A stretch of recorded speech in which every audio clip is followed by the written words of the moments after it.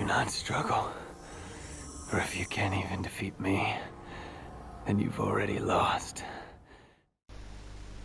Hey folks, my name is Michael, and most folks know me as Meadery. And today, I'm making a video to collect my thoughts on a topic that is doing the rounds online right now. The topic of difficulty versus accessibility in gaming. I've decided to make this into a video because 280 character chunks on Twitter is not a really good format for this kind of discussion.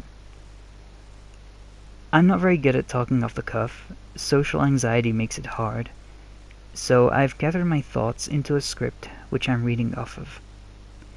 Anyway, what really dragged me into this debate was the current discussion around the game Sekiro, and many games journalists calling for the game to add an easy mode, citing accessibility of disabled gamers as an excuse. To say this ruffled my feathers would be an understatement.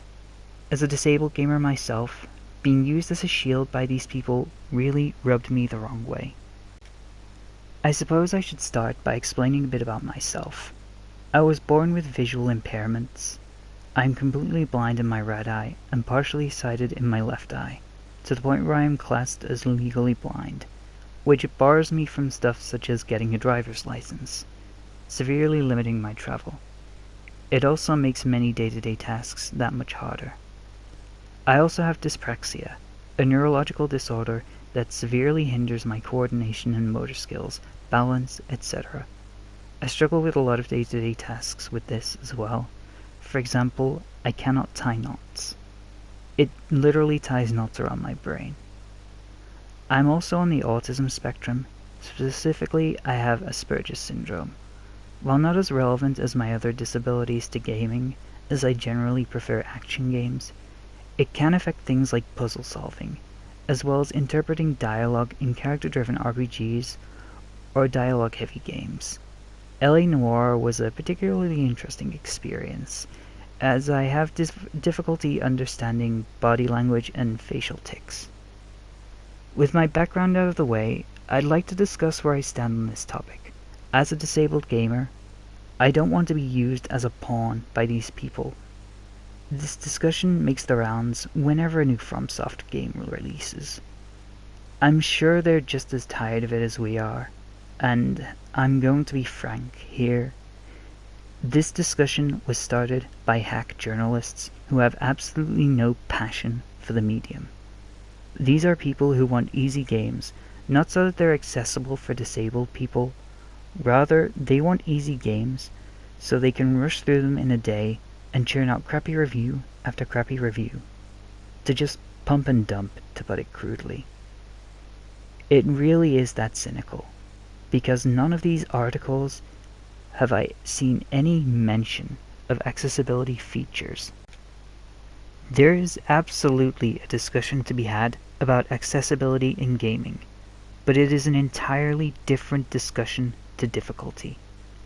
Difficulty does not mean accessibility. Difficulty is subjective. Not to sound arrogant, but I fancy myself as a decent gamer. I have no problem maintaining a positive KD ratio in FPS games. In the most recent Destiny 2 Iron Banner, I reset my Valor rank from 0 to Legend to 0 in a single day, riding a 14-game win streak. Back when Monster Hunter was on the PSP and only had ad hoc multiplayer, I beat Freedom, Freedom 2, and Freedom Unite solo, including G rank. I racked up thousands of hours in those games, to the point where they outlasted 2 PSPs because I wore the buttons down. Most recently, I got the Platinum Trophy in Monster Hunter World, and I eagerly await more challenges in the Iceborne expansion later this year. And the Souls games? I love the Souls games, because they are challenging, because they test me.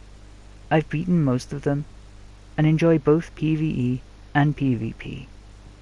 I've even killed a few gank squads. I play these games because they have their own challenges, and because overcoming these challenges is a really satisfying feeling, a feeling that playing on easy would diminish.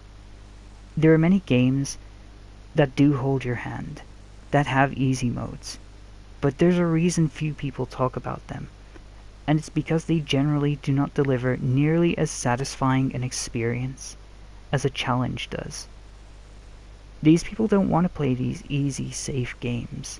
They want to play games like Sekiro, like Dark Souls, but demand an easy mode, which would only make their time less satisfying. It's like a plague afflicting modern games journalism. A lack of passion. These people want satisfaction without putting in effort, and they'll never be happy because satisfaction comes from effort.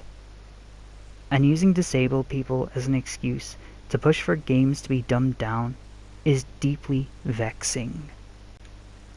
An easy mode may as well be a pity mode at its best, and at its worst, outright condescension. Nothing frustrates me more. I've dealt with this all my life, from art teachers in school telling me that I'll never have a career in art because of my eyesight. Proving them wrong was my main driving force in pursuing art through school. And then there was physical education classes. Go easy on Mike, he's disabled. Well-meaning or otherwise, this didn't help me. It made me feel utterly miserable to the point where I dropped out of PE altogether.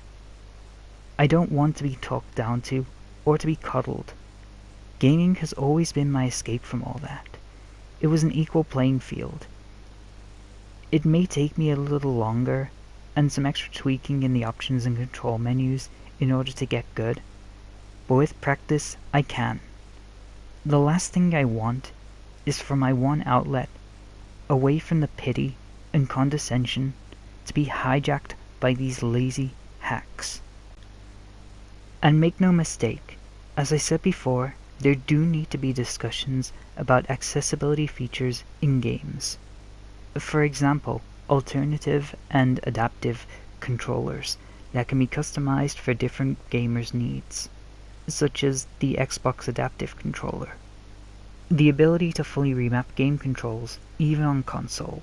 There is no excuse for excluding this feature.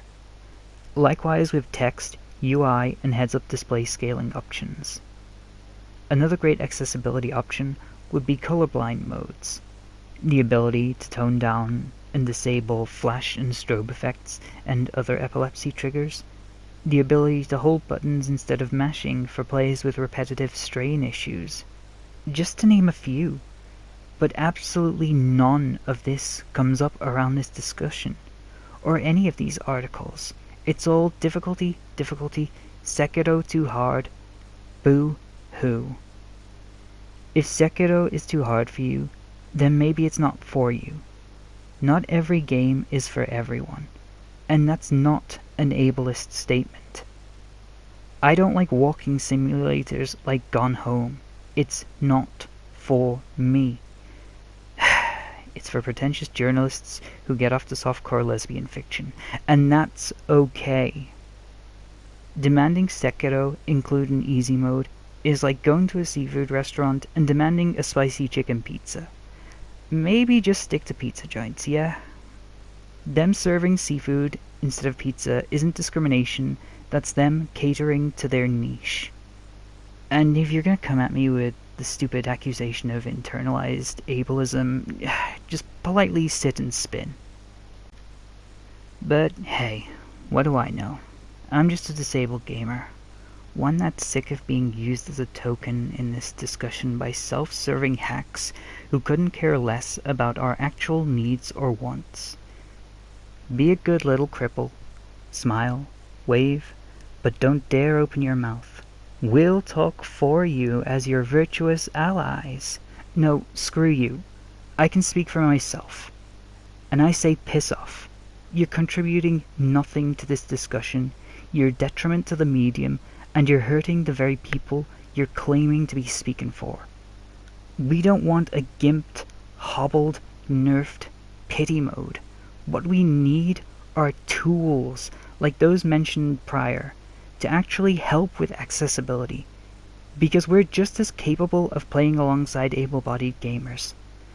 I mean, for crying out loud, a quadriplegic gamer defeated the true cursed monk in Sekiro, one of the hardest bosses in the game.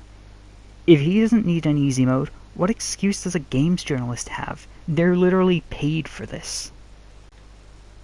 I feel I've been rather scathing with regards to games journalism. For the most part, it is an utter cesspool. But that's not to say there aren't good people out there. To add some balance to this rant, there are people like, for example, Sophia Narwitz, who's a journalist who puts actual time and effort into her reviews, playing games to completion, often on the hardest settings. She's willing to put time, effort, and passion into her reviews. As bad as games journalism has become, it's not worth completely writing off. There are some genuine good people writing about games. For every 10 Polygons or Kotakus, there's an exception. And while, of course, they're not infallible, those who put the consumer first are worth supporting. Anyway, I think I've talked for long enough. I don't do this often, but I felt the need after seeing the discourse.